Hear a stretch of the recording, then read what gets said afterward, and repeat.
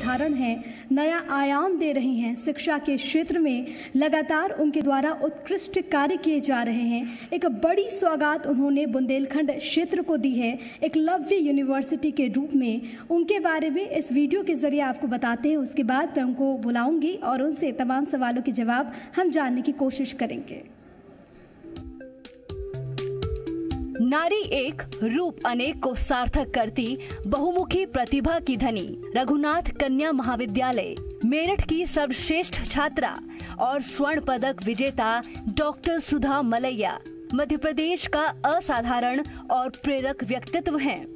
ओजस्विनी पत्रिका की प्रधान संपादक, 400 से ज्यादा लेखों की लेखक पत्रकार, चाक्षुष यज्ञ और कुंडलपुर ग्रंथमाला सहित 15 से ज्यादा ग्रंथों की रचयिता साहित्यकार, राष्ट्रीय महिला आयोग की पूर्व सदस्य, महिला सशक्तिकरण की पर्याय, ओजस्विनी अलंकरण की संस्थापक, भाजपा की पूर्व राष्ट्रीय सचिव और महिला मोर्चा प्रदेशाध्यक्ष, कुशल और स्थापित राजनेत्री, राम जन्मभूमि प्रकरण में मंदिर के सर्वाधिक महत्वपूर्ण साक्ष्य की जानकारी लाने का साहस दिखाकर महत्वपूर्ण योगदान देने वाली पुरातत्वविद, कला इतिहासकार, नृत्य कला पर 4 से ज्यादा ग्रंथों की रचयिता और पीएचडी करने वाली शोधकर्ता, नृत्यांगना और नृत्य शास्त्रों की अधिकारी, विधान और बुंदेलखंड की शिक्षा के क्षेत्र में क्रांतिकारी कार्य करने वाली, बुंदेलखंड के प्रथम निजी nursing, engineering, management, computers, biotechnology महाविद्यालयों की संस्थापक और वर्तमान में एकलव्य विश्वविद्यालय दमोह की कुलाधिपति डॉक्टर सुधा मलैया मिले ओजस्विनी तेजस्विता की पर्याय और अटल जी के शब्दों में स्वयं ओजस्विनी से। तो हर क्षेत्र में माहिर मैं मंच पर इनवाइट करना चाहूँगी मिसेस सुधा मलैया को, chancellor and chief editor Ojaswini. Ma'am please आप स्टेज पर आएँ। आपके ज़रिए आपके सफ़र के बारे में तमाम चीज़ों को समझने की कोशिश करेंगे ओजस्विनी, और जिस तरीके से एकलव्य यूनिवर्सिटी के ज़रिए आप शिक्षा के क्षेत्र में लगातार कार्य कर रही हैं, उसके बारे में भी इस मंच के ज़रिए हमारी कोशिश होगी तमाम चीज़ों को हम जाने समझें। कितनी चुनौतियाँ आई, भविष्य में क्या योजना आपकी, क्या सपने, ये तमाम चीज़ें हम जानने की कोशिश करेंगे। और इसके लिए मैं अपने सहयोगी मृदुल से गुजारिश करूंगी कि वो इस सेशन को मेरे साथ ज़रूर आगे बढ़ाएं। धन्यवाद प्रिया, बहुत स्वागत है सुधा मलैया जी आपका। गौरव जी आपका भी बहुत स्वागत है। हमने देखा किस तरीके से आप लोगों ने काम किया है, और विशेष तौर पर किसी क्षेत्र में नहीं, हर दिशा में आप लोगों ने काम किया है। मैं चर्चा की शुरुआत गौरव जी आपसे शुरू करना चाहूँगा, क्योंकि हमने देखा कि आपके पिता ने एक सपना देखा, और ऐसा नहीं कि वो सपना उन्होंने देखा, उसके लिए उन्होंने काम भी किया, और आप उसी सपने को आगे बढ़ा रहे हैं। आपके पिताजी ने भी काफ़ी मेहनत की, आप भी उस दिशा में काम कर रहे हैं। कैसा पूरा सफ़र आपकी ग्रुप का रहा है, विशेष तौर पर आपके पिताजी ने किस तरीके के कार्य किए? मानसरोवर ग्रुप ऑफ इंस्टीट्यूशंस अब एक समूह के रूप में आगे आया है, परंतु 1999 में जब मेरे पिता ने एक स्कूल से शुरुआत करी थी, तब उनकी प्रायोरिटी कोई शिक्षण समूह बनाने की नहीं थी, पर जिस क्षेत्र में वो स्कूल खोल रहे थे उस क्षेत्र में आसपास जो बच्चे थे उनको अच्छी विद्यालयीन शिक्षा मिल सके, उसकी तैयारी करने की उनकी और उसकी व्यवस्था करने की उनकी प्राथमिकता थी, और उसको करने के हिसाब से उन्होंने काम चालू किया। जब स्कूल चालू किया तो देखा कि उस क्षेत्र में जो थोड़ा सा बैकवर्ड एरिया था, अब तो खैर उसको कोलार रोड कहते हैं, और भोपाल का काफ़ी बजिंग एरिया हो गया है वो, पर वहाँ पे टीचर्स नहीं मिलते थे। बिल्कुल। तो टीचर्स ट्रेनिंग संस्थान चालू किया, एक छोटा सा अस्पताल डाला, वहाँ पे नर्सेस नहीं मिलते थे तो नर्सेस ट्रेनिंग संस्थान चालू किया। इस तरह से बढ़ते बढ़ते वो एक समूह बन गया, परंतु इनिशियली उस क्षेत्र की जो आवश्यकताएं थी उनकी पूर्ति करने की प्राथमिकता उनकी थी। बिल्कुल, भोपाल वासी इस चीज़ को बेहतर जानते हैं कि कोलार क्षेत्र कैसा था और आज कैसा हो गया है। तो आप लोगों ने भी काम किया, आसपास लोगों ने काम किया, और निरंतर हम देख रहे हैं कि उसकी प्रगति हो रही है। सुधा मलैया जी, मैं चर्चा की शुरुआत करूं उससे पहले हमने देखा कि आपने बहुत काम किए, सिर्फ उत्तर प्रदेश ही नहीं मध्य प्रदेश तक आपका नाता रहा है, और अटल जी आपको ओजस्विनी कहकर पुकारा करते थे, आपको नाम भी उन्होंने दिया। एक ओज है आपके चेहरे पर, और ये अभी से नहीं, जैसा हमने देखा और पढ़ा कि बचपन से ही है। पहला तो ये कि अटल जी ने आपको नाम दिया, उसके पीछे की कहानी क्या है, कैसे आपको ये नाम दिया? क्योंकि मैं ओजस्विनी पत्रिका की संपादक हूँ और उस पत्रिका को राष्ट्रीय स्वयंसेवक संघ ने प्रारंभ करवाया था। एक विशेष विचार प्रधान महिलाओं के लिए, महिलाओं में जागृति उत्पन्न करने के लिए एक पत्रिका प्रारंभ की गई थी और उसका नाम ज़रूर मैंने ही दिया था, ओजस्विनी।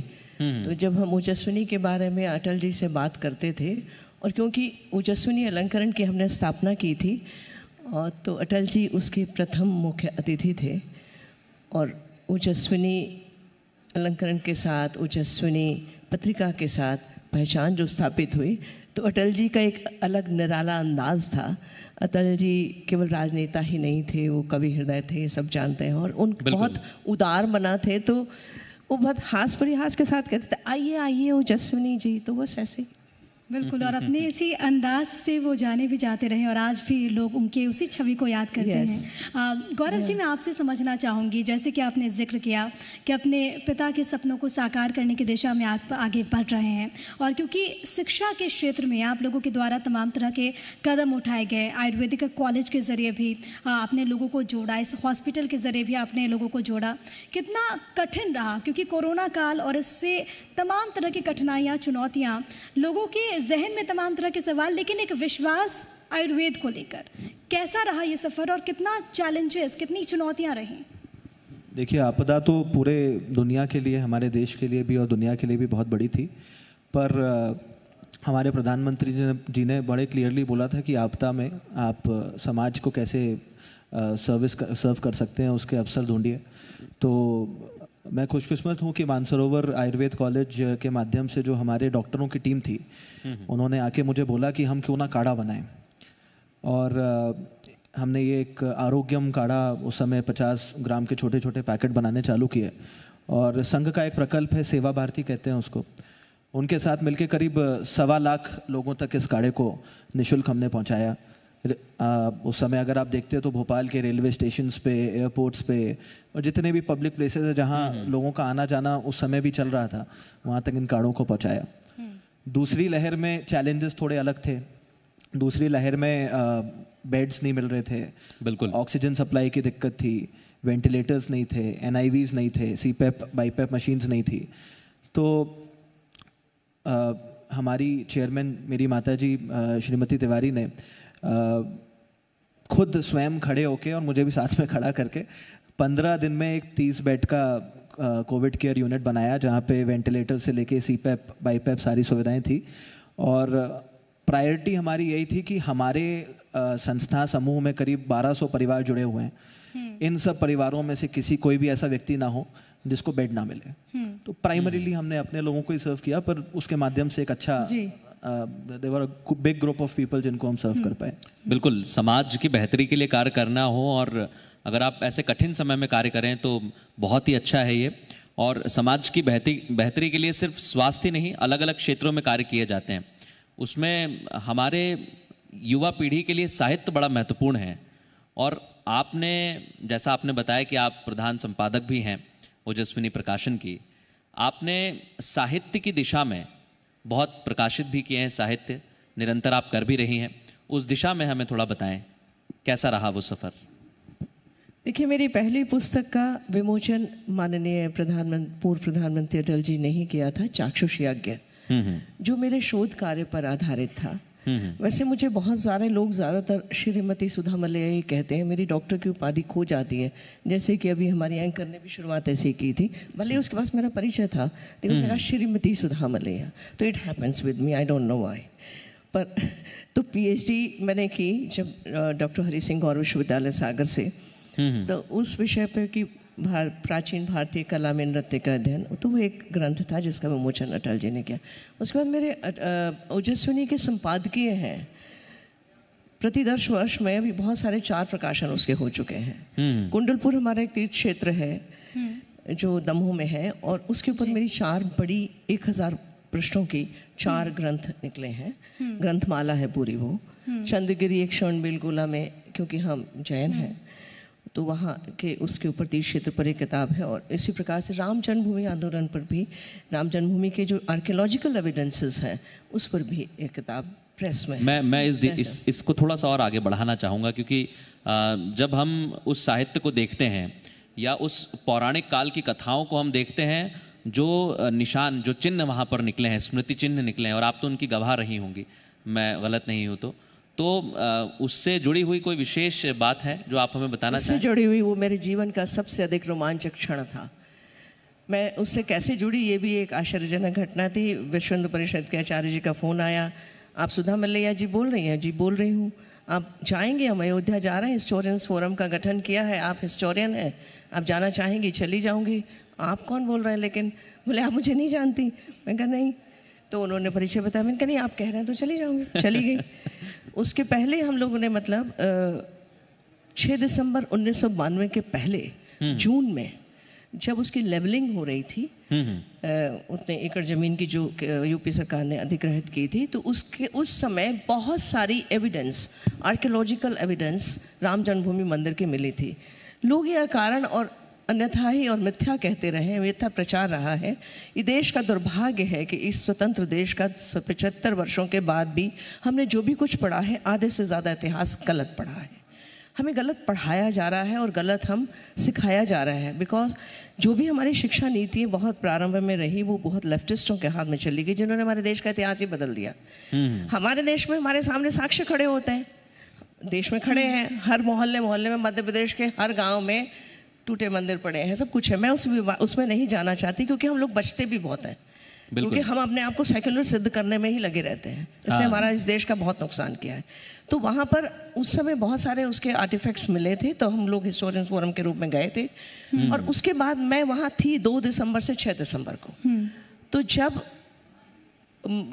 ढांचा गिर रहा था, तो एक शैली थी उनकी, थोड़ा सा ये विषय से डिविएशन है, अभी आप शिक्षा और स्वास्थ्य की ही बात कर रहे थे, लेकिन थोड़ा सा मैं समझती हूँ कि मुझे अवसर मिला है इस बारे में बताने का।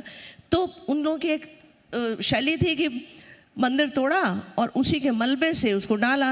2.5 फीट की उन्होंने 5 फीट की दीवारें खड़ी करी, 1.5 फीट की इधर, 1.5 फीट की इधर, बीच का जो 2 फीट का उसे मलबा भरते चले गए और तामीर कर देते थे मस्जिद। उसके ऊपर गुम्बद बनाना था, तो जल्दी जल्दी 1 महीने में, 1.5 महीने में, 2 महीने में बनाना होती थी। तो उसके सेंट्रल गुम्बद जो था, उसके पीछे की दीवार से एक अभिलेख निकला जो राम जन्मभूमि मंदिर का ओरिजिनल लेख था, 5 फुट 2 इंच का, जो उसका राम जन्मभूमि मंदिर का फाउंडेशन स्टोन था, जो 20 पंक्ति का बहुत ही अच्छी चेस्ट, इंग्लिश जैसे कहते हैं ना, ऐसे चेस्ट संस्कृत में 20 पंक्तियों का सुंदर अभिलेख था।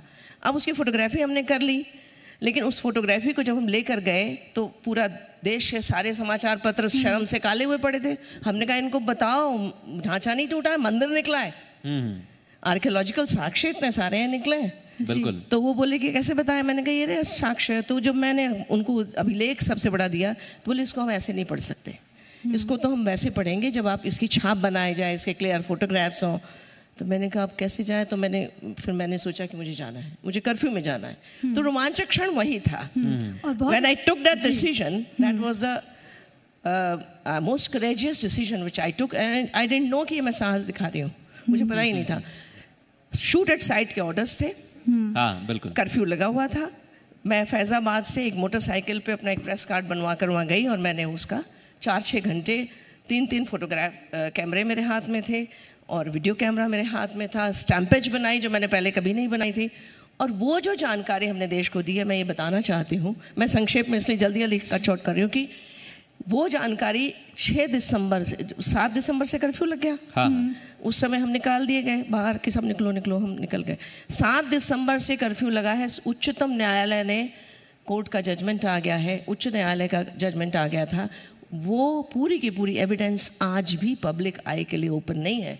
अगर हम उस दिन वह एविडेंस, पूरे साक्ष्य, जितने सारे स्तंभों के अवशेष, मंदिर के अवशेष, बहुत सारे, और वो अभिलेख, that अभिलेख became the clinching and crucial evidence of the Ram Janmabhoomi case में, जिससे उच्च न्यायालय ने 2003 में खुदाई का निर्देश दिया। और उसके बाद खुदाई में ये आया कि वहाँ एक उसके वो मिल रहे हैं, रिमेन्स के वो मिल रहे हैं हमें एविडेंस। तब उससे सिद्ध हुआ और वही कि पूरा उच्च न्यायालय के उन निर्णयों के आधार पर उच्चतम न्यायालय का निर्णय ये हुआ। बहुत रोचक किस्सा और हमें लग रहा है कि हम सब वहाँ पर चले गए हों। हाँ, और ऐसा तो लग रहा है कि हमारे लेकिन सामने तमाम क्योंकि ये चीज़ें विषय हो रही नहीं था और आप लोग एक अलग विषय पर ये चर्चा चल रही है तो लेकिन ये मुझे लगता है कि लोगों को इस इतिहास के बारे में जानना चाहिए। इस सेक्युलरिज्म से परे है, मुझे मेरी आस्था में रहना माफी चाहिए। के साथ आपको रोक रहा हूँ, आपने क्योंकि सेकुलरिज्म का जिक्र किया, जैसा आपने जिक्र किया जो खुदाई हुई है उसमें आर्कियोलॉजिकल डिपार्टमेंट में के मोहम्मद साहब ने बहुत भूमिका। देखिए मैं I would like to stop you here. के मोहम्मद साहब का उससे कुछ भी लेना देना नहीं है। आई नो के मोहम्मद वेरी वेल। के मोहम्मद 1975 की 77 की खुदाई में प्रोफेसर बीबी लाल के साथ थे, एक बहुत ही असिस्टेंट के रूप में। प्रोफेसर बीबी लाल को श्रेय है। के मोहम्मद ने बिकॉज बीइंग के मोहम्मद ने एक स्टेटमेंट दिया कि नहीं जो अयोध्या में एविडेंस मिले वो सही है, that is it, and that made him popular. He did nothing about it. हाँ, इसलिए मैंने उसका जिक्र आपसे पूछ लिया क्योंकि आप He did nothing about it. चलिए He ठीक है, doesn't उस have पर any credentials about it. जी ठीक है। अब गौरव जी मैं आपके पास आना चाहूँगी। जिस तरीके से आपने जिक्र किया कि कैसे आप लोगों के द्वारा कदम उठाए जा रहे हैं, मानसरोवर यूनिवर्सिटी और इस वक्त जो स्थितियाँ हैं कोरोना को लेकर तमाम क्षेत्रों पर इसका असर देखने को मिला, शिक्षा को भी जाहिर तौर पर इसने प्रभावित किया। ऐसे वक्त में आपकी यूनिवर्सिटी के द्वारा क्या कदम उठाए गए? न्यू नॉर्मल, क्योंकि डिजिटल एजुकेशन है और तमाम बच्चों को कितना आसान आपके लिए रहा ये बताना कि अभी देखो इसी के साथ हमें आगे बढ़ना है। देखिए इसमें दो चीज़ें, एक तो डिजिटल एजुकेशन की बात करें तो मुझे नहीं लगता कि हमारे मध्य प्रदेश में आज एकलव्य विश्वविद्यालय से मैडम जमानिया भी यहाँ पे हैं, सारे विश्वविद्यालय इक्विप्ड हैं और डिजिटल एजुकेशन की व्यवस्था सब जगह पे बहुत अच्छी करी गई है। बिल्कुल। और स्टूडेंट्स को बड़े इजीली स्मार्ट क्लासेस वगैरह के माध्यम से एजुकेशन दी जा रही थी। दो, हम सब ये मानते हैं कि जो एजुकेशन क्लासरूम में फिजिकली स्टूडेंट को बैठ के मिलती है वो डिजिटल एजुकेशन कभी मैच नहीं कर सकती। वो लैबोरेटरीज आप नहीं बना सकते। अगर आयुर्वेद की या डेंटल की बात करें तो आप वो पेशेंट्स को कहाँ से लाएंगे डिजिटली। तो digital education for time being आप काम चला सकते हैं, but to the extent of providing I mean continuous education एक स्पेशली प्रोफेशनल कोर्स में बड़ा मुश्किल काम है। पर फिर भी जो सुविधाएं अभी उपलब्ध हैं उनका इस्तेमाल हम कर रहे हैं। दूसरा, हमारी प्रायोरिटी करियर को लेके तो सभी इन संस्थानों की प्रायोरिटी रहती है स्टूडेंट्स के।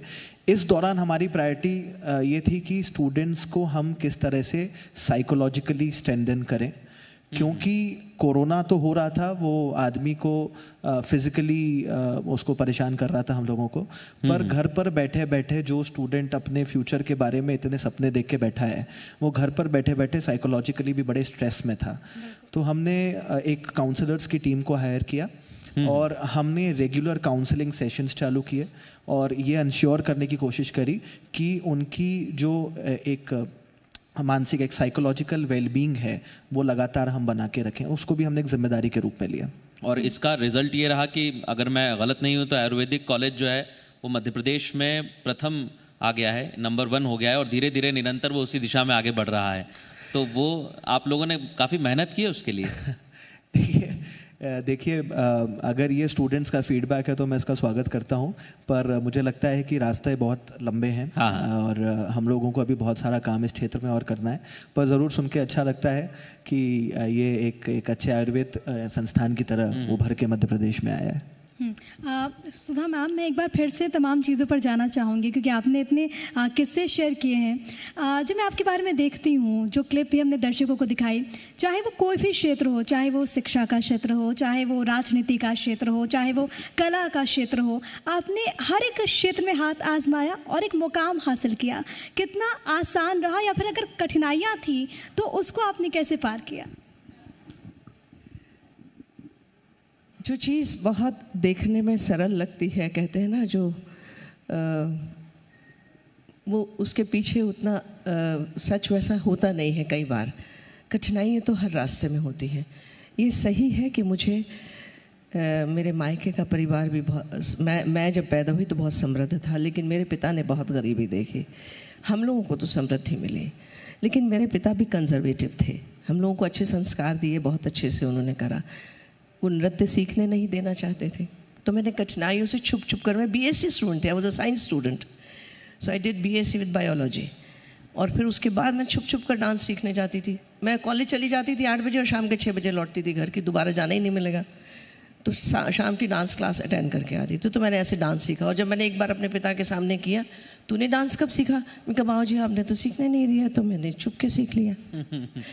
तो ऐसे करके, और ऐसे शादी के बाद भी मैं बहुत भाग्यवान कहना चाहूँगी अपने को इस दृष्टि से कि मुझे ऐसे परिवार में मेरा विवाह हुआ जो बहुत उदार था। मतलब बुंदेलखंड की दृष्टि से और जैन परिवारों की दृष्टि से वो बहुत उदार परिवार रहा। इस दृष्टि से मेरे ससुर बहुत सेवाभावी रहे, राजनेता भी रहे, उद्योगपति भी रहे, लेकिन बहुत ही उदार हृदय थे। तो उनके पुत्र उनसे कम थे, लेकिन वो बहुत उदार थे। उन्होंने मुझे रोका नहीं। मुझे जब लगा कि मैं यहाँ जी नहीं पाऊँगी, तो मैंने उनको एक दिन बोला जाके कि मुझे मैं घर में नहीं रह सकती, मुझे पढ़ाने दो। तो मुझे ऑनररी में 1 घंटा जाने के लिए जाने दिया उन्होंने, और उन्होंने कहा कि अच्छा तुम जाओ। तो मैं एक ऑनररी पढ़ाने चली गई कमला नेहरू गर्ल्स डिग्री कॉलेज में, जो उस समय जैन समितियों के द्वारा, जिसमें बाबूजी एक सदस्य थे, चलाया जाता था, जो बाद में गवर्नमेंट ने टेक ओवर किया। और उसके बाद भी फिर उन्होंने मुझे बुला लिया कि वो, मतलब मैं चले गए। और उसके बाद एक आध दिन उसकी प्राचार्य ने कुछ कर दिया। तो उस दिन मुझे लगा प्राचार्य ने कुछ कह दिया, क्योंकि मैं तो एक टीचर थी सीधे। मुझे नहीं पता था कि उसके बाद मैं कई टीचर्स को एम्प्लॉय कर सकूँगी, उसके बाद की जो यात्रा है। तो लेकिन बहुत सारी कठिनाइयाँ आई थी, पीएचडी करने में भी आई, बहुत सारी आती हैं। लेकिन मुझे लगता है जितनी भी नकारात्मकता कई बार जीवन में होती है, वो आपको निखारने के लिए होती है, वो आपके लिए कोई मुकाम हासिल करने के लिए होती है। बिल्कुल। और उसी तरीके से हुआ है। उजियारा वहीं होता है जहाँ सब कुछ थाली में परोसकर भी नहीं मिला, और सब कुछ ऐसा भी नहीं था कि बहुत ज़्यादा भी करना वो पड़ा हो, कोई ऐसा भी नहीं था। बिल्कुल। शिक्षा का आपने जिक्र किया। जिस क्षेत्र का मैं अब जिक्र करने वाला हूँ वो है बुंदेलखंड का क्षेत्र, और वहाँ पर विकास को पहुँचाने के लिए लगातार निरंतर सरकारें काम करती रही हैं, चाहे वहाँ पर सूखे की समस्या हो या शिक्षा की समस्या हो। उस क्षेत्र को आपने समृद्ध करने के लिए बहुत सारी कोशिशें की, और विशेष तौर पर शिक्षा में बहुत मेहनत आपने की है। ये बात सही है, क्योंकि मैंने मतलब शिक्षा से मेरा लगाव रहा। मैंने मास्टर्स कर लिया था, शादी के पहले पीएचडी करी। उसके बाद मुझे हमेशा लगता था, हमारी ऑयल मिल होती थी, ऑयल मिल थी, उसके 4 बड़े बड़े गोडाउन्स थे, और उसके अलावा दूसरे गोडाउन्स थे। ऑयल मिल बंद हो चुकी थी, वो सब खाली पड़े थे। मेरे मन में एक सपना रहता था, इसमें कॉलेज खोलेंगे। तो मैंने उन सबको कॉलेज में और स्कूल्स में कन्वर्ट कर दिया। मेरे रेजिडेंशियल कॉम्प्लेक्स में ही मेरे 3 संस्थाएं हैं, कॉलेज है और 2 स्कूल है। एक हिंदी मीडियम माध्यम स्कूल है, जो इसमें बहुत ही नॉमिनल फीस है, और एक अंग्रेजी माध्यम। जब मैंने कॉलेज खोला तो उसमें उस समय पूरे दमोह ज़िले में एक भी कॉलेज में कंप्यूटर्स नहीं था, बायोटेक्नोलॉजी, माइक्रोबायोलॉजी नहीं था। मैंने नए सब्जेक्ट्स के साथ वो कॉलेज खोला। मैंने 2005 में एजुकेशन कॉलेज पहला दमोह का खोला। उसके बाद मैंने 2006 में पहला निजी नर्सिंग कॉलेज दमोह का, ओजस्विनी नर्सिंग कॉलेज खोला, सागर में भी और दमोह में। 2007 में मैंने बुंदेलखंड का पहला निजी इंजीनियरिंग कॉलेज खोला। तो मुझे ऐसा लगता था, मैं चाहती तो मैं उस समय भोपाल में और इंदौर में खोल सकती थी, मेरे लिए दिक्कत नहीं थी। लेकिन मुझे ऐसा लगता था मेरे को दमोह ने बहुत कुछ दिया है, तो मैं दमोह के लिए कुछ करूं। जो बच्चे दमोह से नहीं जा पाते, तो जो बच्चा 500 रुपये की फीस में भी पढ़ लिया, वो आज इंजीनियर तो है, बिल्कुल, वो नर्स तो है। आज मेरे नर्सिंग कॉलेज के बच्चे सब जगह लगे हुए हैं, और इस साल ये आलम है कि अभी कोई सीट खाली ही नहीं है नर्सिंग में। इंजीनियरिंग कॉलेज का सीन तो खराब है, वो ये भी जानते हैं, सब जानते हैं हम लोग, लेकिन नर्सिंग कॉलेज का सीन बहुत अच्छा है इस समय। Maybe because of corona we are more aware about the health workers and the health services, तो इस वजह से, तो इस दृष्टि से मैं समझती हूँ कि मैंने सोचा है। लेकिन कई बार ये हो जाता है, राजनीति में रहने के कारण, मेरे पतिदेव क्योंकि सक्रिय राजनीति में थे, मंत्री रहे, मंत्री पद पर रहे, और 7 बार विधायक रहे वहाँ, तो इसलिए शायद उसका वैल्यू कम हो गया हो, शायद उसका महत्व कम आंक लिया गया हो। मैंने अपने तय कोशिश करी कि ये ऑयल मिल को मैं इसमें कन्वर्ट कर दूं, और मैंने उसको एक कोशिश की कि वहाँ जो चीज़ें नहीं उपलब्ध हैं तो वो मैं दूं, वो मैंने कोशिश की है जी। और ये बहुत महत्वपूर्ण भी है, देखिए, क्योंकि जिस क्षेत्र ने आपको इतना कुछ दिया, आपको नाम दी, पहचान दी, आप बदले में उसे क्या देते हैं, ये भी बहुत ज़्यादा खास है। गौरव जी, मैं आपसे समझना चाहूँगी एक चीज़, क्योंकि कोरोना के वक्त में जो तस्वीरें सामने आई उसने हर किसी को झकझोर दिया। दूसरी लहर में एक ऐसी स्थिति जहाँ पर ऑक्सीजन के लिए लोग भटक रहे थे, लोग परेशान थे अपने परिजनों को बचाने के लिए, ऐसे वक्त में आप लोगों के द्वारा ऑक्सीजन मुहैया कराई गई, इसके बारे में आप क्या कहना कहना चाहेंगे? कितना चैलेंजिंग, कितना चुनौतीपूर्ण रहा? क्या लक्ष्य, क्या उद्देश्य था आपका? देखिए, इनिशियली तो बड़ा चुनौतीपूर्ण था क्योंकि ऑक्सीजन की व्यवस्था कर पाना बड़ा मुश्किल था, पर ये प्रभु इच्छा थी और प्रभु की कृपा भी थी कि मानसरोवर में हमारे पास ऐसे लोग थे जिन्होंने एक्टिवली प्रयास किए लगातार 1-1.5 महीने तक, जब तक व्यवस्थाएं थोड़ी सी डामाडोल थी तब तक एक्टिवली प्रयास किए कि वो ऑक्सीजन मुहैया करा सकें। और मैं धन्यवाद देना चाहूँगा हमारे मध्य प्रदेश की सरकार को भी, क्योंकि मुझे लगता है कि हमारे प्रयास सतत इसलिए हो पाए क्योंकि सरकार का बहुत सहयोग मिला। जब BHEL जैसे संस्थान ने अपना दरवाजे जो हैं वो अस्पतालों के लिए खोल दिए जहाँ से ऑक्सीजन मुहैया होने लगी, बिल्कुल, तो जो सॉल्यूशन, जो स्ट्रीट स्मार्टनेस हमारी मध्य प्रदेश की सरकार ने दिखाई, मुझे लगता है उसके माध्यम से और हम लोगों जैसे अनेक समूहों के प्रयासों से और इस दूसरी लहर से हम लड़ पाए। ज़रूर जान माल का बहुत नुकसान हुआ। जिन लोगों ने अपनों को खोया है वो समझते हैं कि स्थिति कितनी भयावह थी। और भोपाल बड़ा शहर है, यहाँ पे जब किसी की डेथ होती थी तो एक नगर निगम से एक नंबर मिला हुआ था कि कोरोना में जब किसी का देहांत होता है तो उस नंबर पे कॉल करना था, तो वो उसकी व्यवस्था करते थे, उसको अंतिम जगह तक पहुँचाते थे। तो वो एक समय ऐसा आ गया था कि उनको फ़ोन करते थे तो वो हेलो की जगह बोलते थे हाँ मृतक का नाम बताइए। तो इस स्थिति से हम सब लड़े। मुझे नहीं लगता कि एक समूह या 2 समूह या 2 लोग या 4 लोग, हम सभी ने प्रयास किए, हमारी सरकारों ने प्रयास किए। और जैसा कि अभी डॉक्टर सुबोध वार्ष्णेय जी कह के गए कि शायद तीसरी लहर उतनी स्ट्रांग ना आए क्योंकि हम बहुत ज़्यादा तैयार हैं। और मैं भी और हम सब भगवान से यही प्रार्थना करते हैं कि तीसरी की अब कोई भी लहर ना आए। बहुत हो गया कोरोना का तांडव, अब जीवन को वापस पटरी पे आना चालू होना चाहिए। बिल्कुल, क्योंकि उस दौर का जब भी आप जिक्र करते हैं, क्योंकि हमने देखा है, और भोपाल ही नहीं, मैं दमोह क्षेत्र में भी गया उस दौर में और हमने देखी कितनी भयावह स्थिति थी। जैसे आपने कार्य किए, आपने भी बहुत कार्य किए हैं कोरोना काल में, हमने देखा वहाँ। जी हाँ, एकलव्य विश्वविद्यालय ने और पूरे ओजस्विनी शिक्षण समूह ने मिलकर बहुत सारे काम करने की कोशिश करी। हम लोगों ने जहाँ पर जो माइग्रेट होकर आ रहे थे मजदूर, उन सब के लिए रोज़ हम खाना बनवाते थे, खुद भी जाते थे बांटने, और सैनिटाइज़र्स और मास्क, ये तो चीज़ें उपलब्ध कराई। उसके अलावा हमारे कॉलेज के जो पैरामेडिकल स्टाफ था, उन बच्चों ने निःशुल्क सेवाएं अपने अस्पतालों में दी। हमारे जो नर्सिंग कॉलेज के बच्चे थे वो सब गए, नर्सिंग कॉलेज का जो स्टाफ था उन्होंने दिया। हमने ऑक्सीजन कंसंट्रेटर्स डोनेट करवाए भी, एक ग्रुप बनाया। ऑक्सीजन सिलेंडर्स की जो बहुत ज़्यादा एक्यूट कमी हुई तो हम लोगों ने ऑक्सीजन सिलेंडर्स भी बंटवाए। तो बहुत सारे काम इस प्रकार से कोरोना में एकलव्य विश्वविद्यालय ने किए। और एकलव्य विश्वविद्यालय की तो उस समय नींव पड़ रही थी जब कोरोना अपने पैर पसार रहा था, जब सब जगह। और उस समय बहुत ही दमों में उस समय तो और भी बड़ी भयावह स्थिति थी, दूसरी लहर में भी और पहली लहर में भी। तो लोगों को इसकी अपेक्षित ही नहीं था। तो हमने भी ऑफ़र किया था, जब दमोह में इस दूसरी लहर में जब बेड्स कम होने लगे तो हमने कहा कि आप हमारा नर्सिंग कॉलेज ले लीजिए, वहाँ पर हम और बेड्स की व्यवस्था करा देंगे। गनीमत ये थी, शुक्र था भगवान का कि उसकी आवश्यकता नहीं पड़ी। उसके बाद ही लहर थमने लगी और कलेक्टर ने कह दिया था कि जब हमें ज़रूरत होगी तो हम ले लेंगे।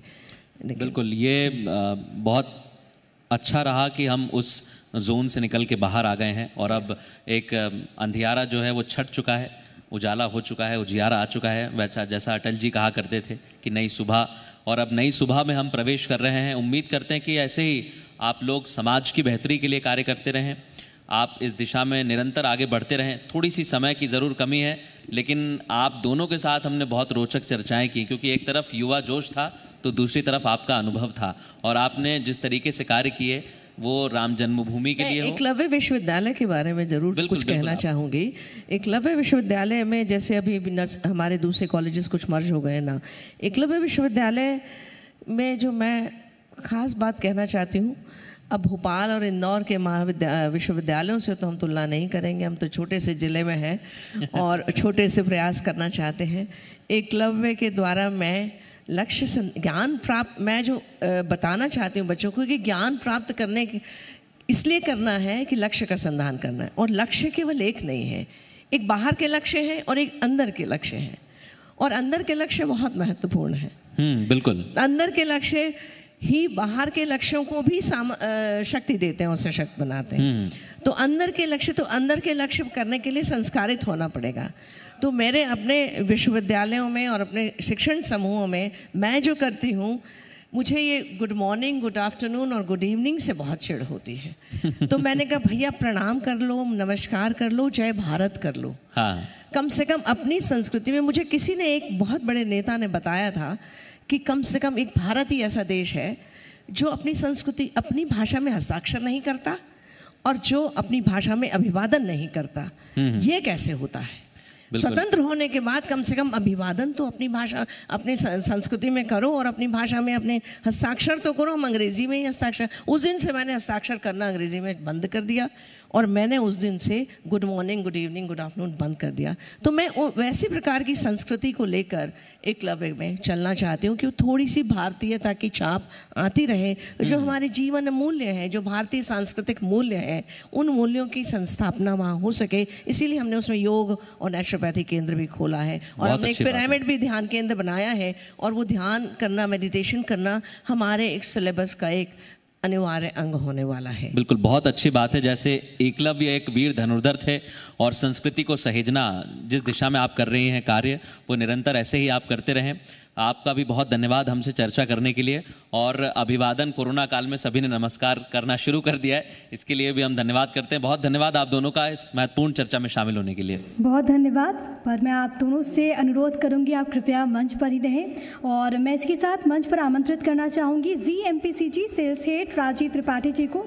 कृपया आप मंच पर आएँ और हमारे दोनों गेस्ट को फेलिसिटेट करें, सम्मानित करें, क्योंकि दोनों ही अपने अपने क्षेत्र में जिस तरीके से कार्य कर रहे हैं, लोगों की बेहतरी के लिए जिस तरीके से समाज के लिए कदम उठाए जा रहे हैं, उसके लिए जी मीडिया आभार जाहिर करता है, सम्मानित करता है। दृढ़ इच्छा शक्ति से प्रदेश को नई बुलंदियों पर ले जाने के लिए अग्रसर हमारे ये दोनों खास मेहमान, जिन्होंने अपने सफ़र के बारे में बताया, Mrs Sudha Malaiya, chancellor and chief editor Ojaswini, Eklavya university Damoh, और लगातार शिक्षा के क्षेत्र में वो बुलंदियों पर प्रदेश को लेकर जा रहे हैं। Mister Gaurav Tiwari, CMD Mansarovar group of institutions Bhopal, जो कि निरंतर समाज सेवा कर रहे हैं, अपने पिताजी के सपनों को साकार करने की दिशा में कदम आगे बढ़ा रहे हैं। आप दोनों का बहुत धन्यवाद हमारे साथ जुड़ने के लिए। और राजीव त्रिपाठी